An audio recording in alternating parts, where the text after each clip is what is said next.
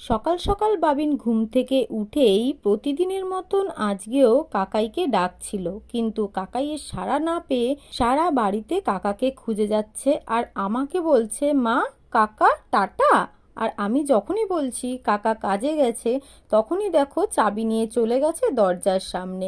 বাবিনকে কোনো রকমের ভুলিয়ে ভালিয়ে খাওয়ানোর পর আমিও টিফিনটা সেরে নিলাম, আর রাস্তায় এখন আমাদের এই ড্রেনের কাজ চলছে। বাবিনকে স্নান করিয়ে জামা প্যান্ট পরিয়ে রেডি করানোর পর ছেলে আমার একা একাই সিঁড়ি দিয়ে ওপরে উঠে যাচ্ছে, ভেবেছে কাকা ছাদে গেছে।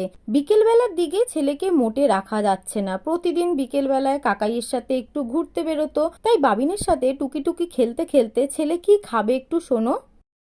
কুকুস, ভাত খাবে? মুড়ি খাবে? সুজি খাবে? তাহলে কি খাবে? হাবা খাবি? হাবা কি?